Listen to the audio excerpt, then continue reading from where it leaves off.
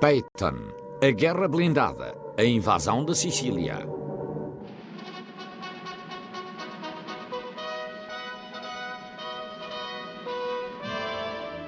A situação no Mediterrâneo preocupa o Terceiro Reich. Hitler conhece o estado do exército italiano depois do desastre no norte da África, o que o faz duvidar do comportamento futuro que Mussolini possa manter.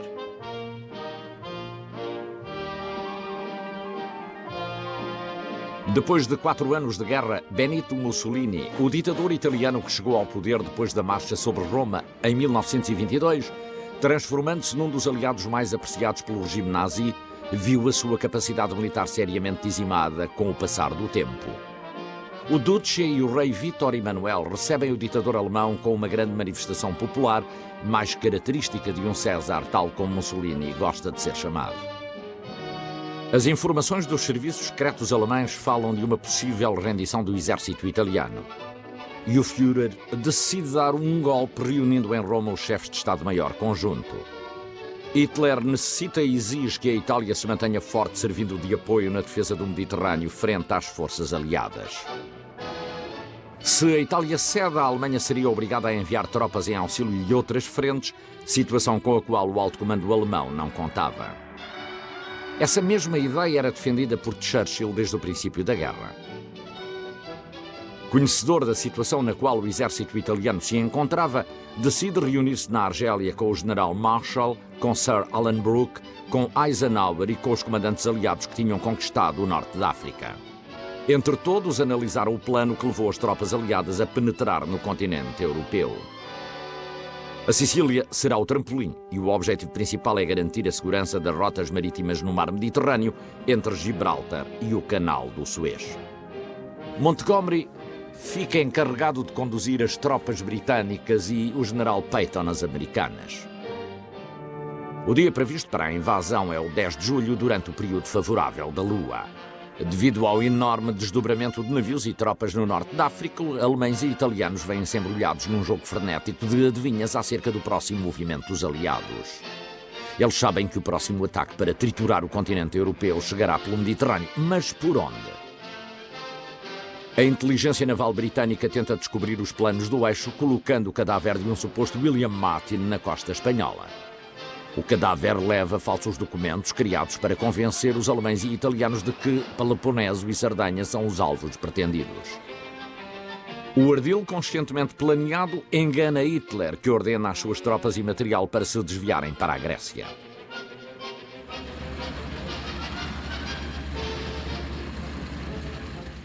No dia 9 de julho de 1943, um grande exército anfíbio de assalto parte de 6 portos a partir do norte da África.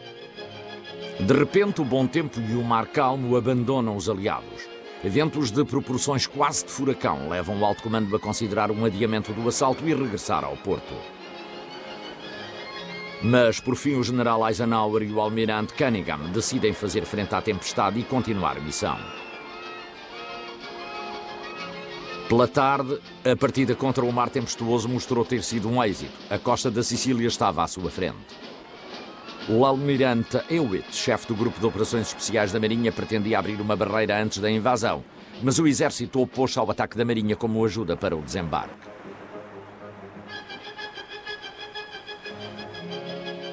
O inimigo está longe de ser apanhado de surpresa. Um avião italiano observou os comboios. À 1 da manhã do dia 10, o general Alfredo Guzzoni, chefe comando das forças do eixo na Sicília, ordenou um alerta geral a todas as tropas.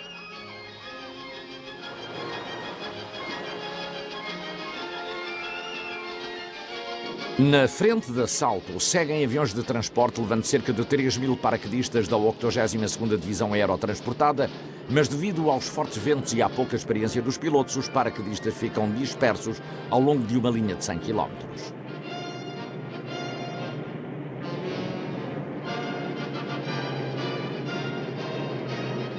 Como se estivesse planeado, 8 divisões de reforços seguem para a terra, precisamente perante uma frente de quase 160 km de linha costeira. Os pelotões americanos de desembarque fortificam-se em 3 pequenas cidades litorais no setor oeste, Licata, Gela e Scoglitti.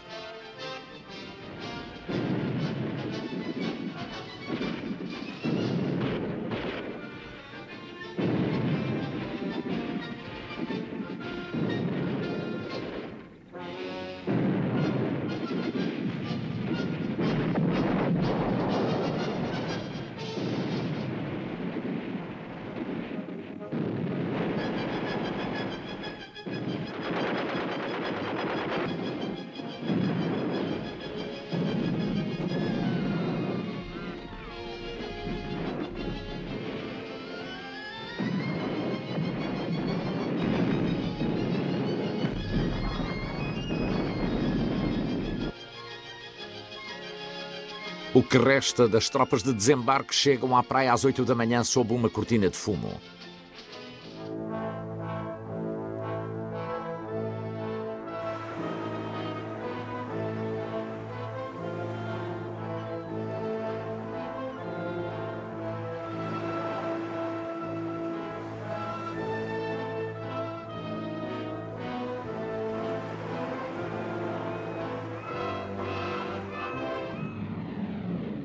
Os alemães enviam reforços aéreos para a ilha em combate.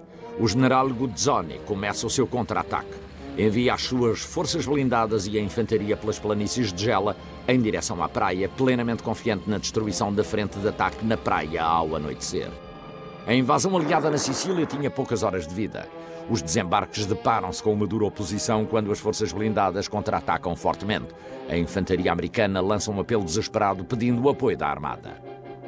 Com a primeira coluna de Panzer apenas a 5 km da praia, começa um bombardeamento que detém o inimigo no seu caminho.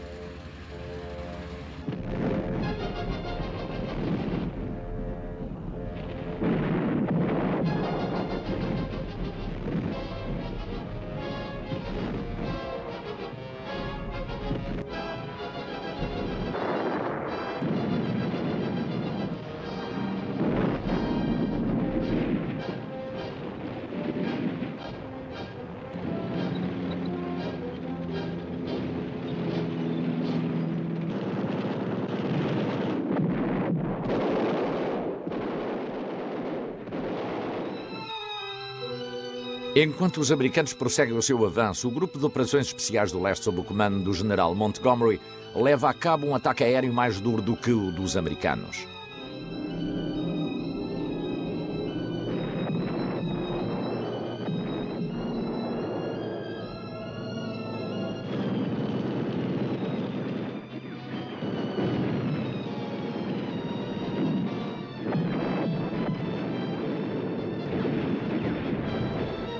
No amanhecer do dia 12 de julho, o inimigo é surpreendido e bate em retirada em direção ao leste. A partir desse momento, os seus planos transformam a defesa da ilha num combate de contenção, o que permitirá às 3 divisões alemãs escapar da Península Italiana. Para neutralizar esse movimento, o general Alexander reveu o plano de batalha. O 7º exército do general Patton limpou metade da oeste da ilha, deixando o terreno livre às forças britânicas para cercar Messina, a única área possível de evacuação para as tropas inimigas. O avanço sobre a Sicília começa.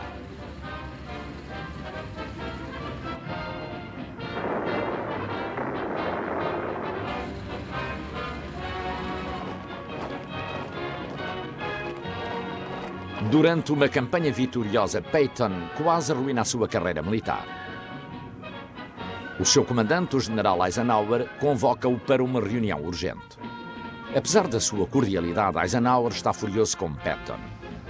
Durante a visita a um hospital, Patton esbofeteou um soldado que sofria de fadiga de batalha, chamando-lhe cobarde e ameaçando-o com o fuzilamento se não voltasse à frente de combate. Eisenhower diz a Patton que peça desculpas. Patton cede para salvar a sua carreira. Explica que só queria envergonhar aquele homem para que esquecesse o seu medo da guerra. Porém, no fim da campanha na Sicília, retiram-no do comando das unidades do 7º Exército para que meditasse e Patton temeu que o deixassem a apodrecer na Sicília.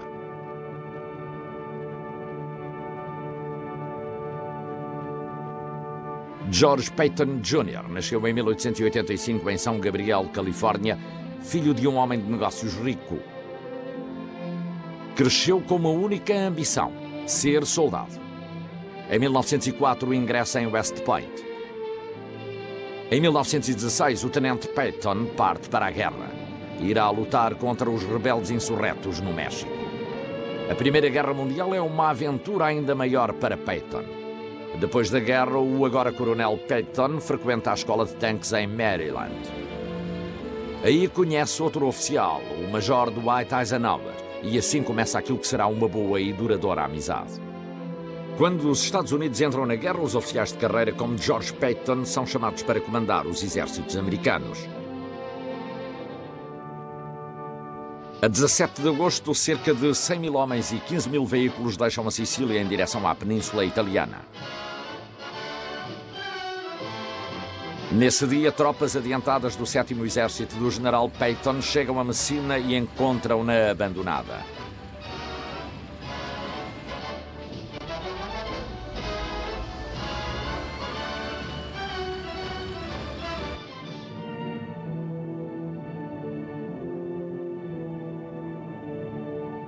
Na invasão da Sicília, os aliados pensavam estar a atacar a parte mais indefesa da Europa e que era o ponto fulcral para o próximo grande golpe contra o eixo. Mas a batalha era um prelúdio da campanha sangrenta ainda por chegar, no longo caminho a percorrer.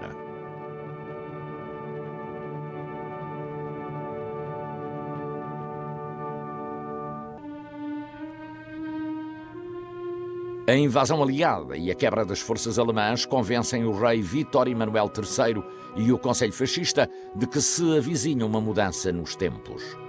Usando como desculpa o colapso da economia italiana, votam uma resolução contra Mussolini em que o forçam a admitir-se, sendo este preso a 25 de julho.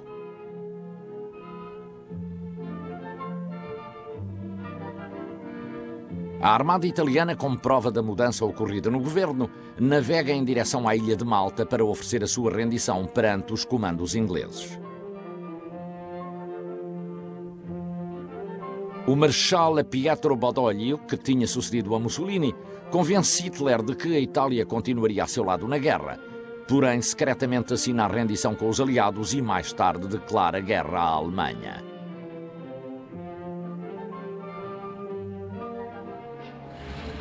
O Führer, conhecedor da traição, transforma a Itália num país ocupado e imediatamente reforça as suas defesas no norte e centro do país.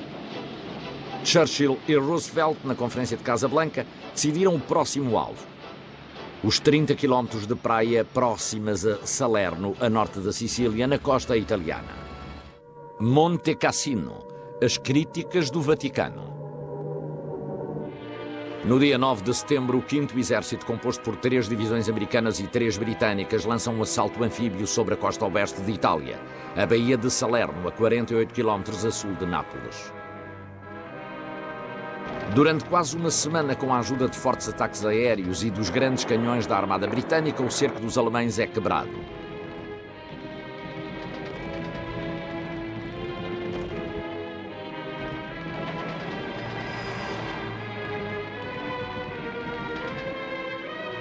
De outubro, o 5º Exército entra em Nápoles, uma cidade de 750 mil habitantes. Mas o mais importante é que se trata de um porto para o desembarque de homens e provisões, uma vez limpo da destruição deixada pelos alemães.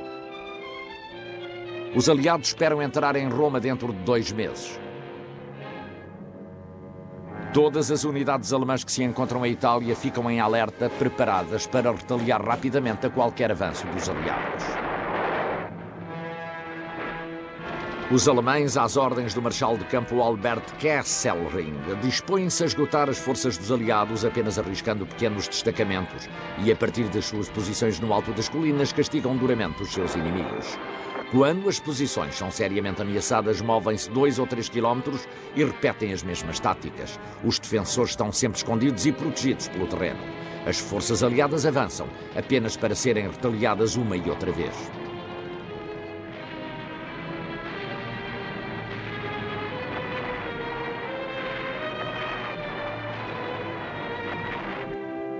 O mês de outubro corre lentamente. Os aliados encontram cada vez mais resistência, pois as tropas da retaguarda alemã efetuam uma luta de retirada eficaz, visto que atrás deles os engenheiros e os batalhões de construção se encontram a aperfeiçoar uma forte barreira defensiva, a linha Gustav. A única coisa que favorece os aliados é a superioridade da sua força aérea, mas em meados de novembro a chuva gelada e até mesmo neve começa a cair. Nesta altura as forças aéreas são de pouca utilidade e em terra os tanques americanos afundam-se no lodo. Ainda longe da linha Gustav, os aliados param para descansar e reagrupar-se. Em 2 meses, Roma é nada mais do que uma piada pesada. A cidade eterna está ainda a 150 quilómetros. A chave da linha Gustav é Monte Cassino, um pico de 340 metros que domina a entrada da melhor rota para Roma, o Val de Liri, por onde passa a Via Cassilina. Os alemães entrincheiram-se nas ladeiras da montanha, colocando grandes canhões nas cavernas naturais e artificiais. Concentram as suas baterias de morteiros de grande mobilidade nos profundos desfiladeiros que existem por trás do pico e por toda a montanha colocam ninhos bem protegidos de metralhadoras. As ladeiras estão cobertas com um terrível emaranhado de cercas de arame e centenas de minas por toda a parte. Para complicar ainda mais as coisas aos aliados, existe um mosteiro histórico no cimo do monte. Foi onde São Benedito fundou a Ordem Beneditina no século VI. Se os aliados destroem este lugar durante o assalto, podem ofender grande parte do mundo cristão.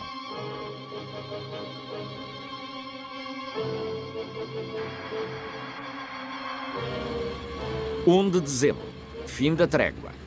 O 5º Exército lança-se contra as linhas de defesa novamente. O alvo, um grupo de montes que existem antes de Monte Cassino.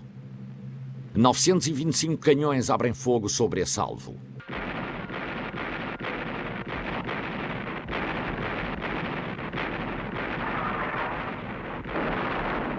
Os soldados encontram um terreno mais aberto, com montes de menor altitude, mas mais fortificados, mais difíceis de tomar, e até 15 de janeiro o último desses montes não cai.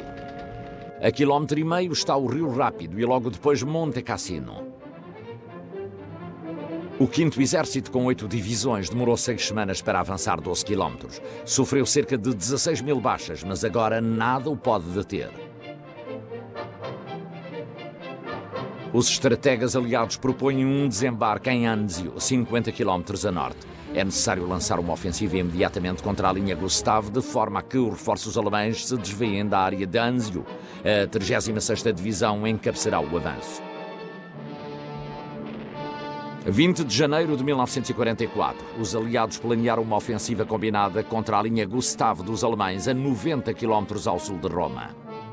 O objetivo é romper a linha, se possível, mas acima de tudo será manter as tropas alemãs no setor de Cassino, enquanto outros soldados americanos e britânicos desembarcam em Anzio.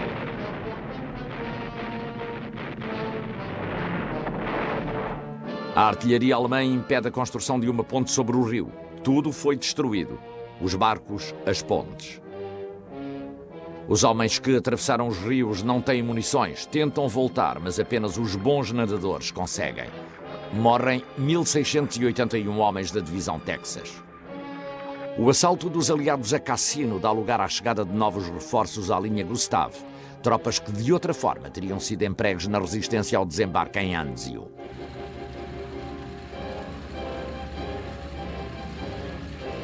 Ainda parados, os aliados planeiam um segundo ataque a Monte Cassino, encabeçado principalmente por novas tropas neozelandesas e indianas. Contudo, a questão do mosteiro no alto da colina continua a preocupar os aliados.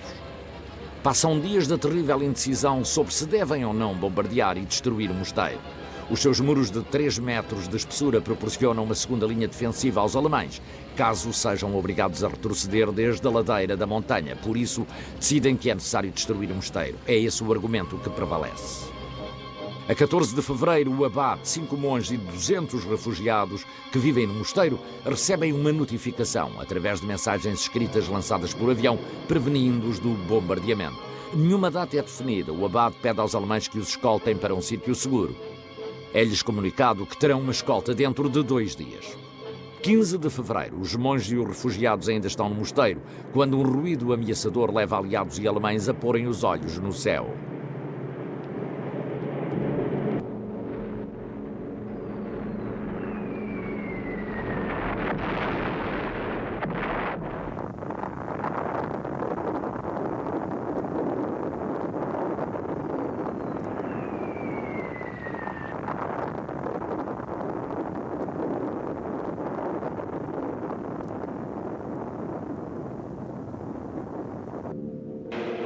As Forças Armadas Terrestres não tinham sido notificadas há cerca da hora do ataque aéreo. Desprevenidas, as tropas britânicas lançam um ataque sem poderem fazer uso de toda a sua força.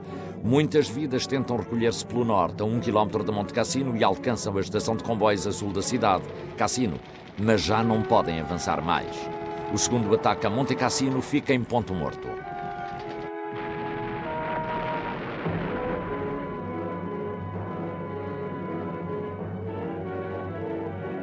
15 de março, os alemães ainda detêm a cidade de Cassino, ao pé da montanha. 500 aviões aliados atacam a cidade com 1.400 toneladas de bombas.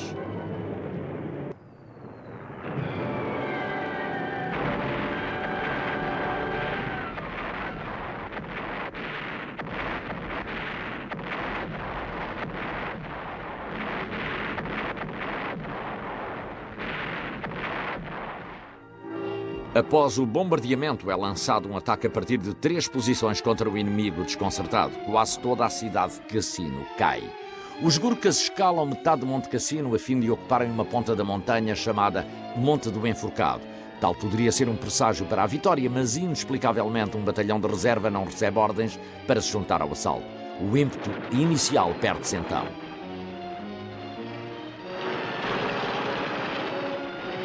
A 23 de março dá-se a terceira ofensiva contra Monte Cassino. Durante as semanas que seguem não ocorrem movimentações importantes enquanto o inverno segue o seu curso. O comandante aliado em Itália, o general britânico Sir Harold Alexander, reforça as suas tropas em frente à linha Gustav. Os alemães julgam que ele tem 6 divisões, mas tem 13. 11 de maio começa o último assalto. No flanco esquerdo, entre o mar e as montanhas, o segundo corpo americano tenta pressionar, mas é contido. À sua direita, avançando pelas montanhas, o corpo francês apanha o inimigo de surpresa e ameaça flanquear as defesas de Val de Liri. No centro, o 13º Corpo Britânico atravessa o Rápido e, a norte, o corpo polaco movimenta-se por trás de Monte Cassino.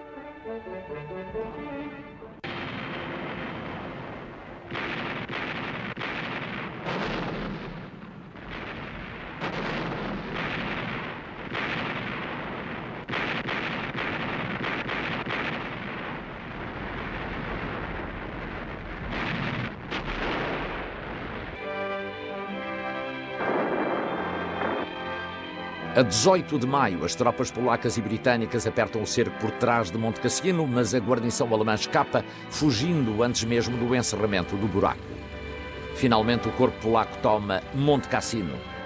Os únicos alemães encontrados foram feridos que aí tinham ficado para se entregarem.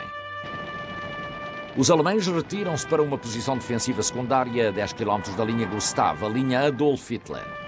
Contudo, a coragem dos aliados é, no fim de contas, implacável e os alemães veem-se obrigados a proceder a uma retirada rápida. Muitos recordam a Batalha de Cassino devido à destruição de um lugar histórico dedicado ao culto. Outros recordam-no pelo desnecessário sacrifício de homens que atravessaram o Rápido. Em todo o caso, o Monte Cassino é recordado. Trata-se de um outro exemplo do desperdício e futilidade que é a guerra.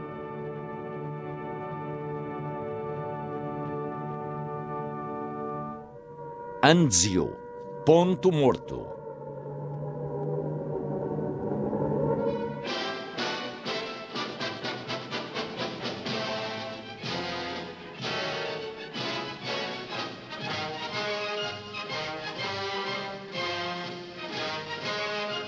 O plano de desembarque apresenta um problema particular: escassas provisões e uma grande necessidade das mesmas devido ao plano de invasão da Normandia. O prazo era só até fevereiro, porque a data programada para atacar Anzio é 22 de janeiro de 1944. O 5º Exército Americano e o 8º Britânico lançam um ataque frontal contra a linha Gustav uma semana antes de Anzio. Em Roma, o comandante das forças alemãs em Itália, o Marechal Kesselring, enfrenta um sério problema. Responsável pela defesa da longa costa italiana desde a invasão aliada, procurou manter 2 divisões perto de Roma que assegurassem a sua defesa no caso de qualquer desembarque por via marítima. Agora, submetendo-se à urgente exigência das forças que defendem a linha Gustav, o comandante do campo, fortemente pressionado, deve cancelar o seu seguro. As suas últimas reservas foram enviadas para sul para manter a linha. A 21 de janeiro, 35.000 homens do 6º Exército Aliado embarcaram nos seus navios de transporte em Nápoles. Anzio encontra-se a 144 km a norte.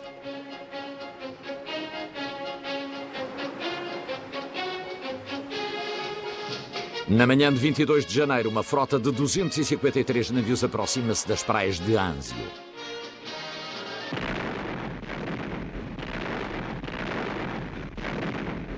Para surpresa dos invasores, quando abrem as portas das barcaças de desembarque, não encontram resistência. Os homens avançam e apenas encontram uma praia vazia.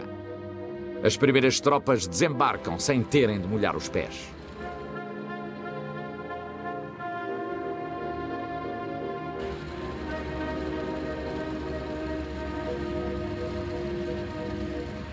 Os objetivos da Operação Singel era alcançar a cabeça da praia e mais tarde avançar para as colinas Alban que dominam os acessos a Roma. Embora o caminho à frente esteja aberto, o 6º Corpo do Exército recebe ordens no sentido de permanecer imóvel.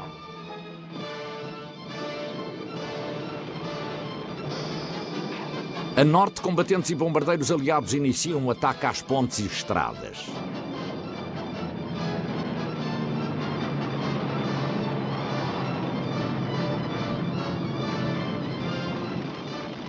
Apesar das reservas de Kesselring estarem longe deste cenário, o Marechal de Campo reage rapidamente. 3 horas após a invasão, ordena às baterias antiaéreas da Luftwaffe, à divisão Hermann Göring e a todas as forças disponíveis que ataquem o cordão que rodeia a parte superior da praia. A primeira força a chegar ao cenário foi a Luftwaffe.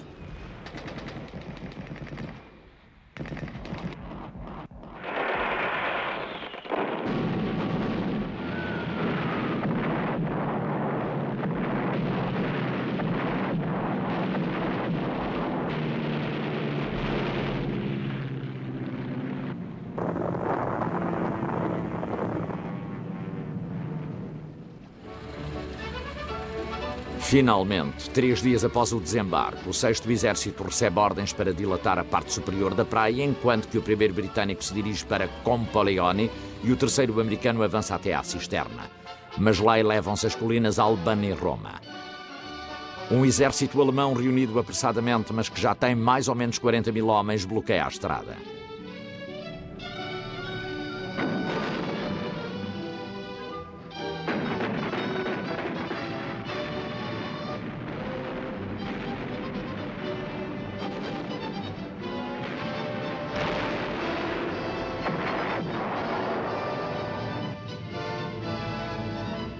Dez dias após a invasão, a 3ª Divisão Americana registava 3.000 baixas.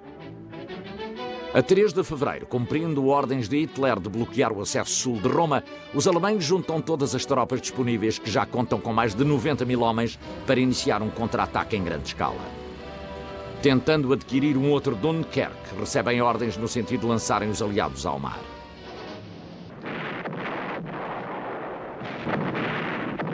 Quase 6 divisões da tropa, infantaria, paraquedistas e unidades blindadas, inclusive a divisão de choque Pommedeller, foram lançadas para o subterrâneo de Anzio. Durante 2 semanas, as tropas golpearam o objetivo assinalado com descargas incessantes de bombas e tiros.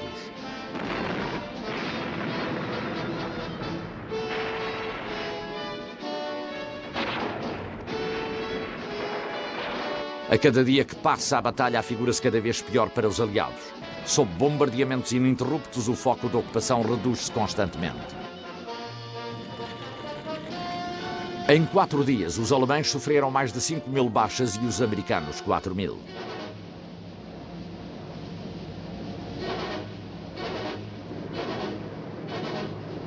Os aliados enviam todos os bombardeiros de Itália para a frente de Anzio. A saturação das bombas contém o desmoronamento total. A 1 de março, os alemães dão ordens de paragem. As tropas cansadas, geladas, molhadas e esfomeadas, alemãs e aliadas, entrincheiram-se e esperam. Estão demasiado exaustas para continuar a lutar. Quando a 2 de março o tempo melhorou, as forças aéreas aliadas levaram a cabo o mais duro ataque da campanha. Quase 1.000 aviões, entre caças e bombardeiros, acorreram a desintegrar os pontos fortes alemães.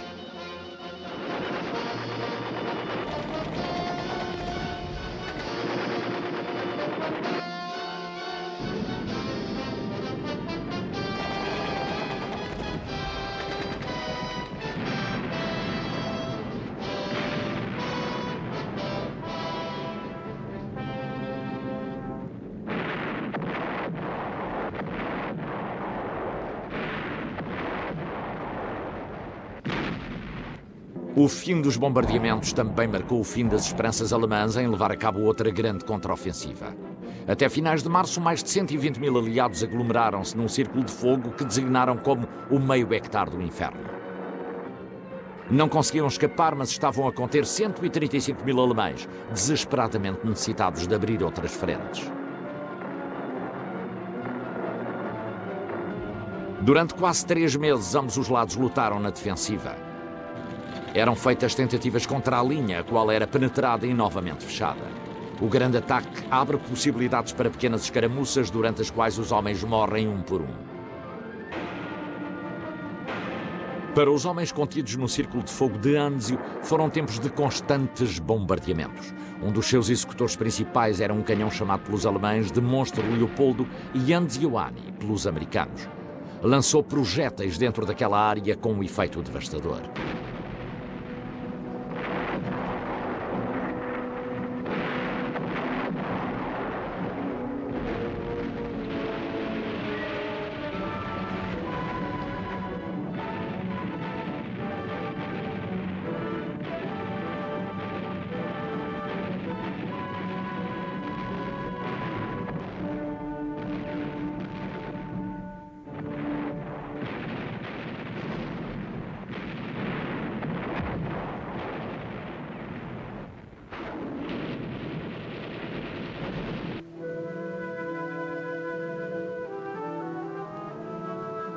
A retirada é total.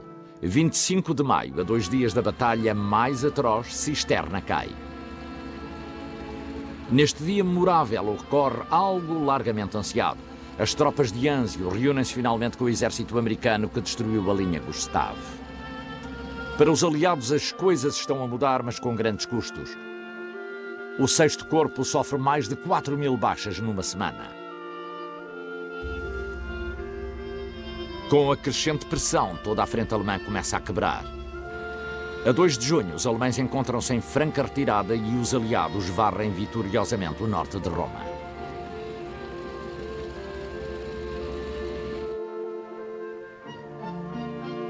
Dois dias mais tarde, a 4 de junho, no meio de uma ruidosa manifestação de boas-vindas, a cidade eterna é libertada.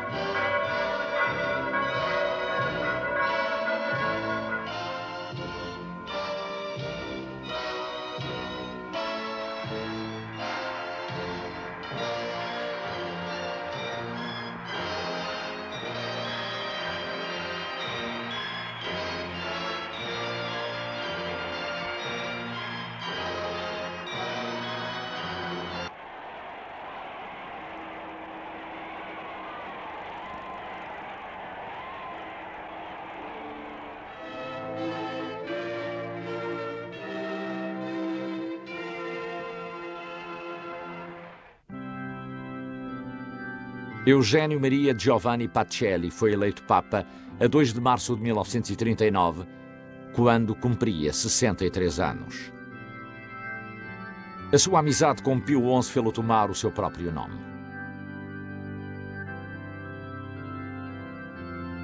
Em 1920 fora nomeado núncio perante a República Alemã, ao mesmo tempo que na Baviera.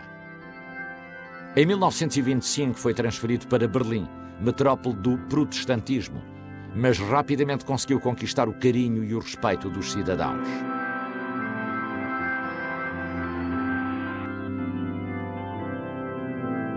Após 3 longos anos de trabalho, consegue em 1929 que o Parlamento alemão aceite e assine a concordata com a Santa Sé. Com um grande sentido de responsabilidade ao sair da Alemanha, mostra a sua grande preocupação pela situação que se vive no país e, sobretudo, pelo apogeu alcançado pelo partido nazi.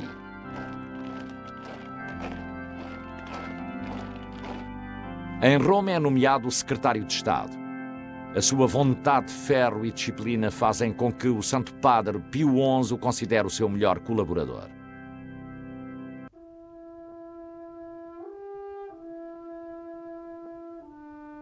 Pio XII foi considerado o Papa da Paz. Tentou por todos os meios ao seu alcance evitar a guerra. Estava convencido de que, através da diplomacia, iria conseguir resolver as divergências de forma pacífica.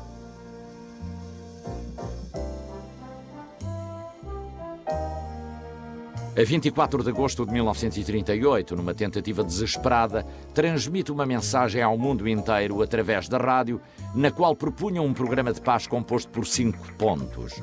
Pedia o direito das nações à independência, o reconhecimento dos direitos das minorias e o desarmamento geral.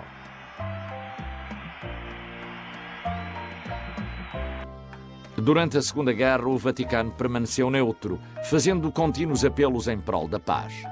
A destruição de Monte Cassino viria a motivar uma grave crise diplomática com todos os Estados aliados. Os seus esforços permitiram evitar a destruição de Roma, abrindo as portas do Vaticano a todos aqueles que procurassem refúgio, fossem eles quem fossem.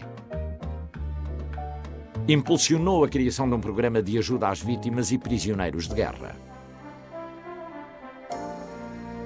O seu caráter cordial, repleto de preocupação pelas necessidades alheias, deixam registado na história o seu testemunho de caridade e santidade quando ofereceu ao grande rabino de Roma a quantidade de ouro necessária para reunir os 50 quilos que a comunidade israelita em Roma devia pagar aos invasores alemães para evitar a sua deportação. Sua grandeza de espírito, simplicidade e humildade fizeram-no vivenciar o conflito com grande tristeza. Para Pio XII, sacrificar-se até ao último alento era lógico e natural. Um Papa não tem o direito de pensar em si mesmo. Foram estas as palavras mais repetidas aos seus colaboradores. Era a sua convicção mais íntima.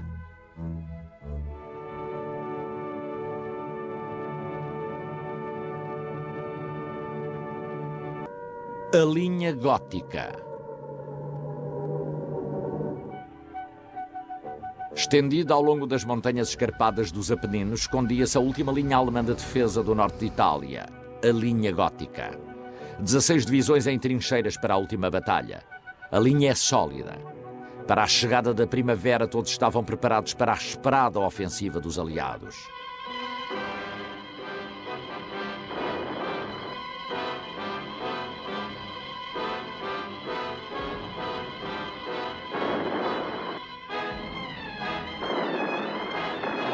Com uma superioridade aérea total, os aliados reduziram as comunicações entre a linha gótica e o território alemão à mínima expressão. A Operação Estrangulamento, como foi chamado o bombardeamento de punição, faz com que o movimento das provisões ou de homens seja de extremo cuidado. Tudo o que se possa fazer é feito de noite. O plano de batalha dos aliados consiste em 2 ataques de distração. Um em cada um dos lados da linha gótica, com poucos dias de intervalo, a fim de obrigar as tropas alemãs a sair do centro. Uma semana mais tarde, ocorre outro ataque maior no centro, em linha reta na direção de Bolonha e do comando alemão do Val do Pó. Março de 1945, o Regimento 442 sobe para encabeçar o ataque pelo lado esquerdo. A 5 de abril de 1945, os grandes bombardeiros da artilharia pesada americana assinalam o começo do ataque do 442 sobre a linha gótica alemã.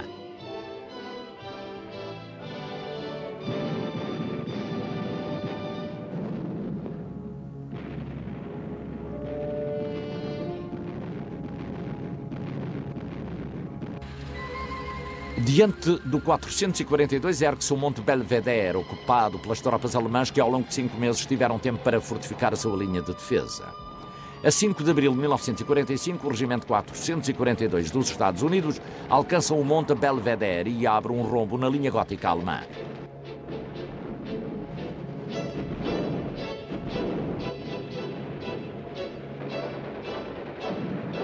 A defesa de Belvedere é ordenada ao batalhão Kesselring, força blindada de choque. As tropas alemãs veteranas impedem a passagem com fogo cruzado de morteiros e metralhadoras.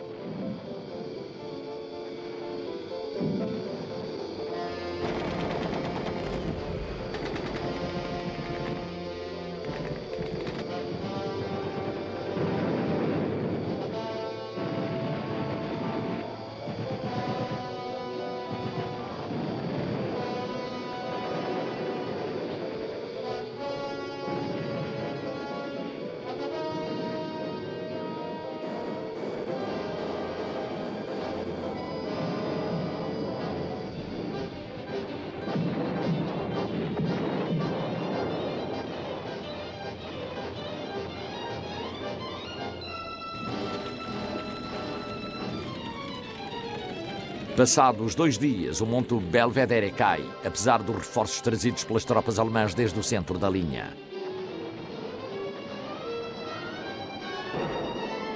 9 de abril, o 8º Exército Britânico inicia o segundo ataque, golpeando os alemães do outro lado da linha.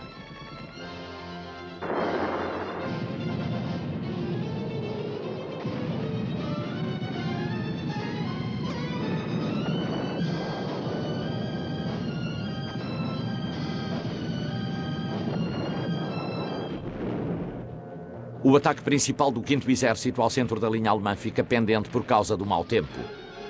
As patrulhas do 442 penetram na frente de tal forma longe que nem as colunas de provisões conseguem segui-las.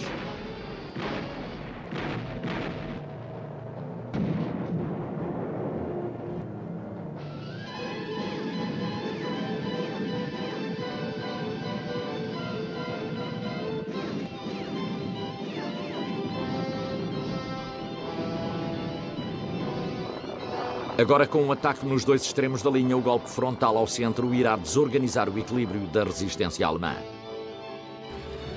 A 90ª Divisão Motorizada de Granadeiros precipita-se para a frente numa tentativa desesperada de impedir uma ruptura completa da linha. Esta divisão é a última reserva alemã em Itália. 3 dias depois desta operação, a linha gótica alemã começa a desmoronar-se. O 5º Exército domina as alturas e, embaixo, estende-se pela planície do Pó. Até 18 de abril, o 5º Exército e o 8º reúnem-se em Bolonha. Passados 3 dias, a 34ª Divisão Americana abre caminho até ao coração da cidade.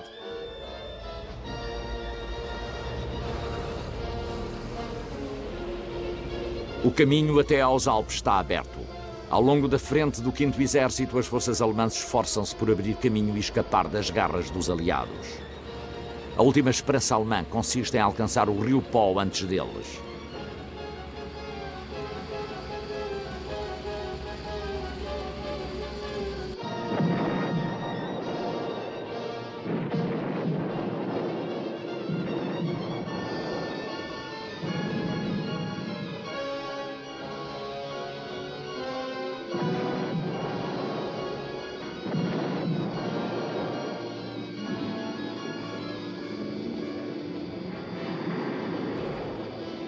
A 28 de abril, elementos do 1º Exército Blindado americano chegam aos Montes Alpinos. Agora a linha gótica é uma mera recordação e a retirada tornou-se numa evidência.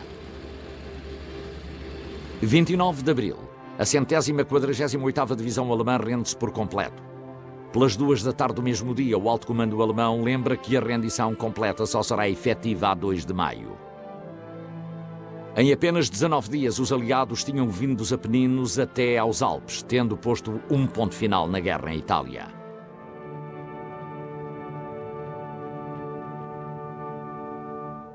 Bombas sobre a Alemanha. Os aliados estão preparados para lançar 2 milhões de toneladas de bombas em alvos estratégicos. A Alemanha vai ser bombardeada.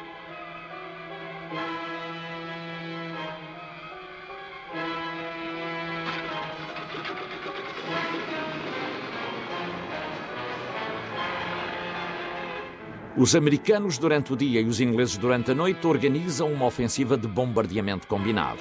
Os seus objetivos são a destruição da Luftwaffe no ar e em terra.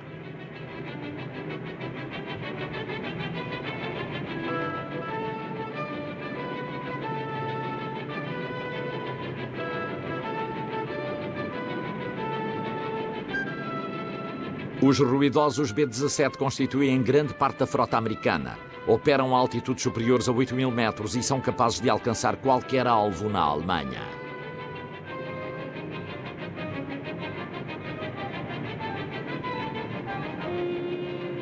À medida que as semanas passam, são enviadas mais tripulações e bombardeiros a cada dia e durante a noite a partir de Inglaterra.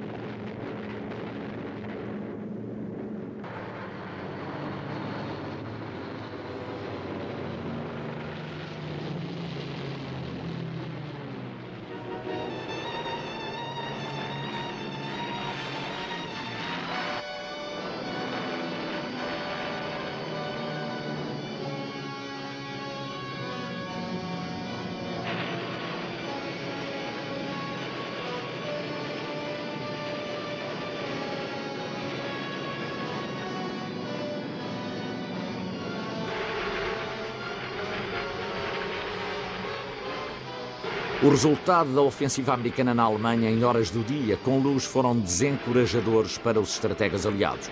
O custo foi muito elevado. Em algumas incursões aéreas, mais de 20% das fortalezas voadoras perderam-se.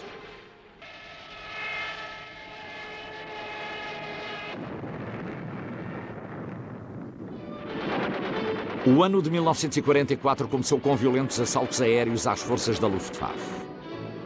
Pelo menos os americanos têm uma escolta poderosa capaz de protegê-los enquanto tentam alcançar os seus objetivos. Na primavera, a campanha tinha-se intensificado com a massificação de ondas de ataque sobre as indústrias alemãs de produção de armamento.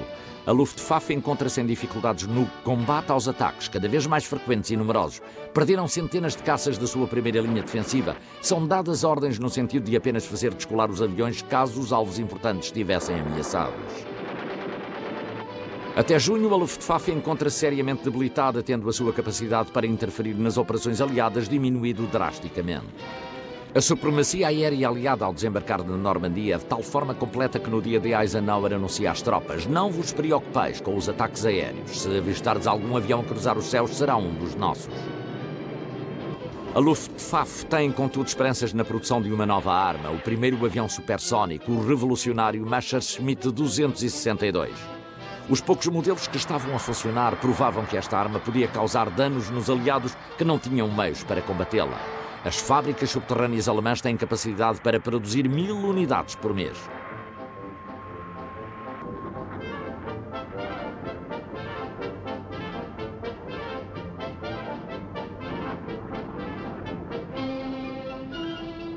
Os danos causados à indústria alemã são um triste presságio do que sucederá à Luftwaffe.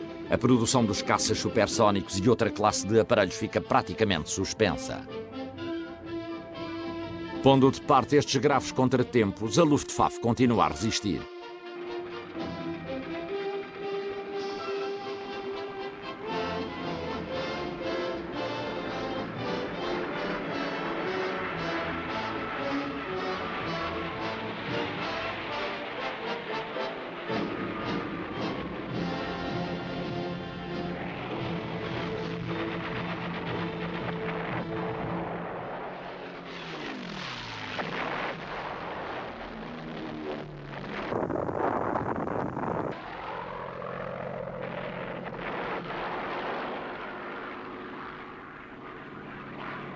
A ofensiva aérea aliada continua intensificando-se e aumentando o seu poder destruidor.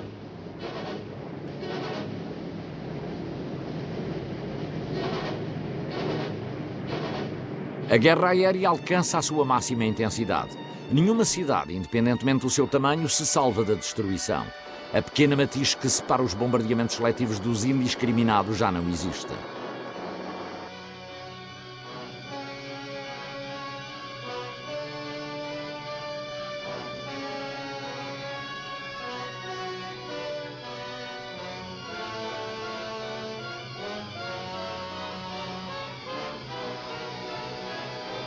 Apesar da devastação provocada pelas bombas, a população alemã mantém o seu moral elevado. Nos escombros pode ler-se o slogan: as nossas paredes podem ceder, mas nunca os nossos corações.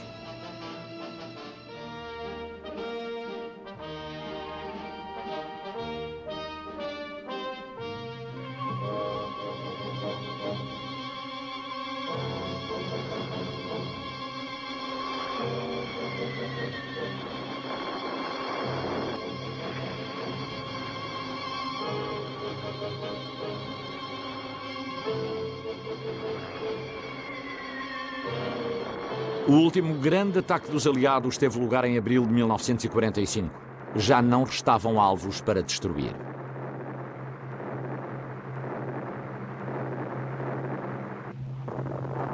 Se por um lado a guerra aérea terminou, em contrapartida em terra a guerra continua. Contudo, a queda do Terceiro Reich está assegurada. A sua economia está na bancarrota, o exército imobilizado e a indústria paralisada. A Alemanha é agora apenas uma série de cidades em ruínas. Berlim, Hamburgo, Dresden, Colónia, Frankfurt, Bremen, Mannheim e muitas mais.